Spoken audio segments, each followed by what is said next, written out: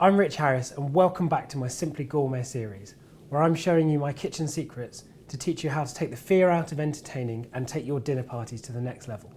In this episode, I'm showing you my decadent salted caramel fondant, perfect for rounding off a romantic Valentine's Day meal. So the first thing we need to do is make our salted caramel. In my frying pan here, I've got some sugar and butter, and we just need to melt these together until it turns a nice deep caramel colour. For the full list of ingredients for this recipe, check out the description box. Right, so that's what we're looking for. It started to turn that deep, almost mahogany colour caramel. So now, just very carefully, add in some double cream. No one ever said this recipe was going to be healthy. So just using a heat-proof spatula, stir and shake the pan, being very careful because the caramel's really hot. And then just remove it from the heat and just stir gently. Just want to bring all of that caramel together. Once that cream's completely stirred in, it's going to add a teaspoon of sea salt.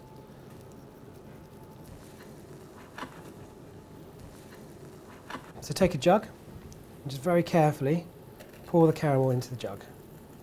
So I've just got an ice cube tray. I'm just going to fill up so we get nice little individual toffees. And already this is starting to thicken up. They do set quite quickly. So take the tray and put it in the freezer. So the first thing to do is to prepare the moulds for the chocolate fondants. So I've just got some little pudding moulds and they've been brushed with butter and been in the fridge. Just going to give them another quick brush with butter. And then over a bowl, tap and rotate the mould so that you get a nice even coating of cocoa powder. So those moulds need to just rest in the fridge whilst we make our mixture so that the butter has a chance to set and they're going to turn out far more easily. So now we need to start making our fondant mixture. We've got some caster sugar and then 4 large eggs. So just need to whisk up these eggs and sugar until they're nice and pale and fluffy.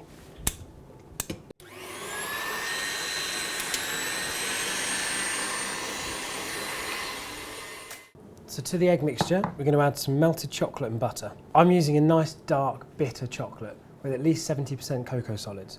Don't forget we've got that salted caramel in the centre which is going to add a nice level of sweetness, so the rest of the fondant can be quite bitter. So just pour the chocolate mixture in. So just whisk this together until all of the chocolate's incorporated.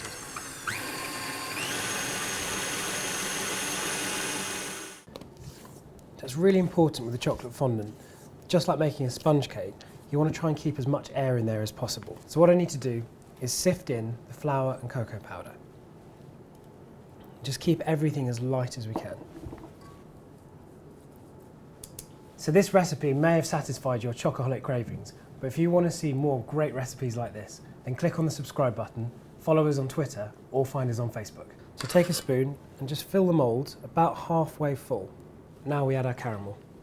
Just press them into the centre, and lastly top up the moulds so they're about 3/4 full.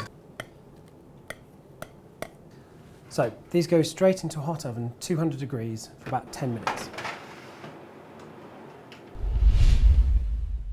That's right, so these have had 10 minutes in the oven, and I know they're now perfectly cooked through. They've risen up, got a nice crust on them, but now we need to let them cool and just sit for about 4 or 5 minutes. They'll sink down slightly, then we can turn them out. So take our serving plate and just turn it out carefully. Take a little spoonful of the biscuit.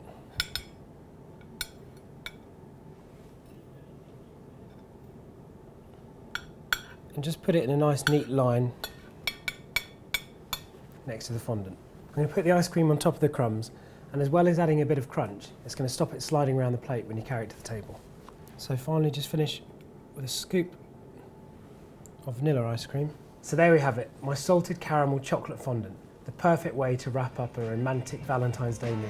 If you enjoyed this recipe, I hope to see you back in the kitchen again soon for another episode of my Simply Gourmet series.